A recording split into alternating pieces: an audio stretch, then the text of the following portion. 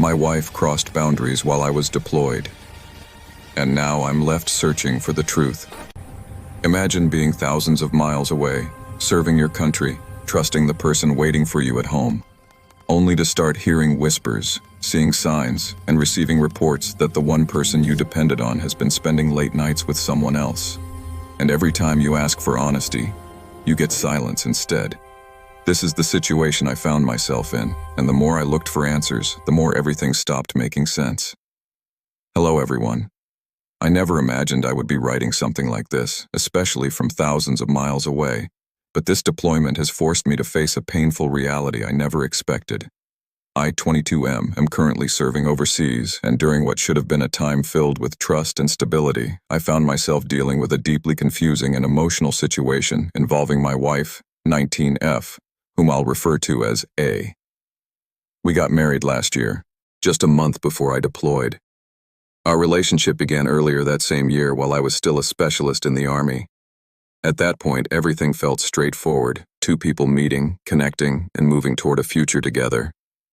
When I picked up Sergeant about 5 months later, things became a little more complex because of the Army's one-year dating-to-marriage policy linked to rank differences. The timeline meant that if we waited, the window for an official marriage would land right in the middle of my deployment.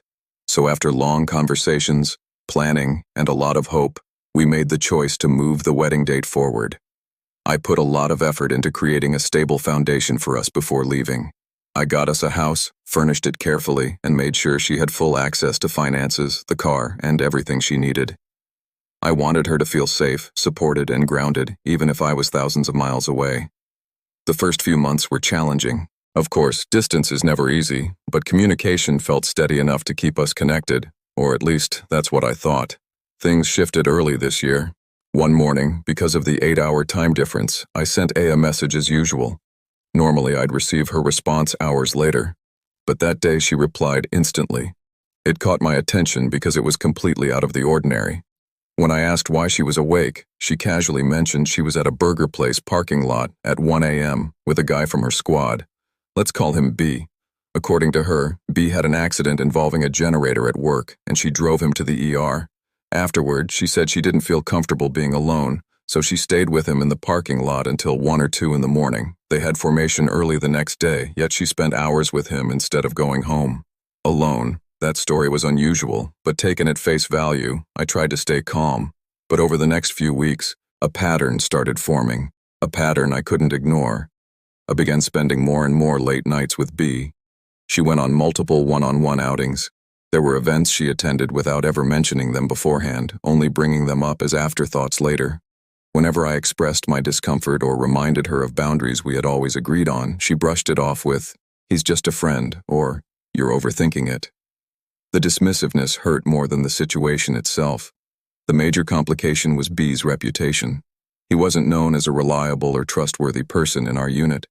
He had a history of questionable behavior, and even his own wife, who like me was deployed overseas, had concerns about him. The troubling part wasn't just what I felt. Multiple people across our company noticed A and B spending too much time together in ways that didn't look appropriate. My close friends saw it, my leadership saw it, even A's leadership saw it. Enough people were concerned that anonymous complaints were submitted to our first sergeant. Our 1SG didn't act immediately. Instead, he quietly observed the situation to make sure he wasn't reacting to rumors. After noticing consistent concerning behavior, he finally intervened. Eventually, their chain of command separated them. A was transferred to another platoon. Both she and B received counseling and were instructed to keep their distance. I didn't even hear about this from A. Instead, A's squad leader's husband called me randomly one day, asking if I was close friends with B. When I said no, he told me everything he knew, and it lined up with everything I'd already been hearing through whispers. But the situation continued to get worse. One day, I received a message from our property manager. He informed me that a red-orange BMW, B's car, was parked in my driveway while I was deployed. It was positioned so awkwardly that the HOA complained because it was sticking out into the sidewalk. I drive a blue SUV. I drives a gray sedan. There was no possibility of confusion. When I confronted A about it, she didn't offer any explanation, only vague deflection.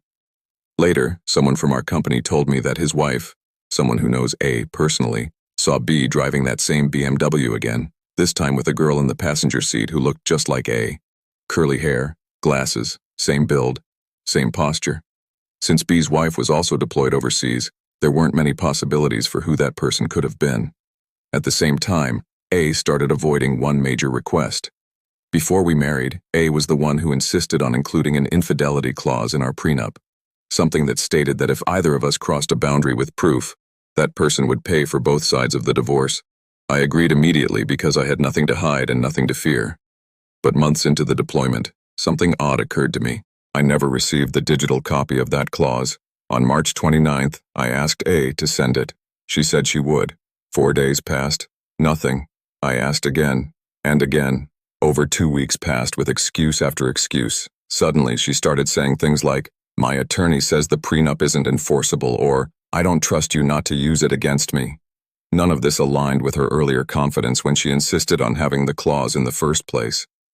My concern grew because her behavior with B, the reports from others, the car in the driveway, and the missing clause all began forming a picture I didn't want to see. As if things weren't already complicated, her father suddenly reached out. Before I deployed, he promised he would fix my car for free to help us out. But months later, he messaged me unexpectedly, asking for money for the repairs he had once offered as a gesture of support.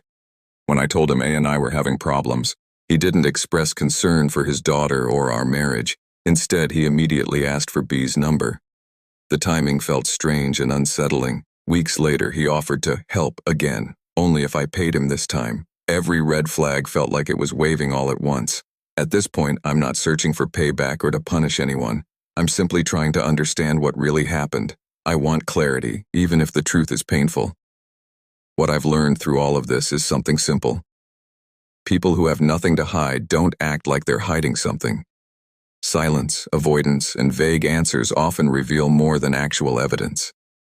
Right now, I'm focusing on moving forward, slowly but steadily. I'm not home yet, and legal discussions are still ongoing, but I wanted to share my experience because I know other service members have gone through similar situations. If you've dealt with something like this while deployed, how did you handle it? What would you have done differently? Thank you for taking the time to read all of this. Any advice or insight would mean more than I can express. If you've ever faced something similar, or have advice that could help, share your thoughts in the comments. And if you want to hear more real stories like this, make sure to like, subscribe, and turn on notifications so you never miss the next one.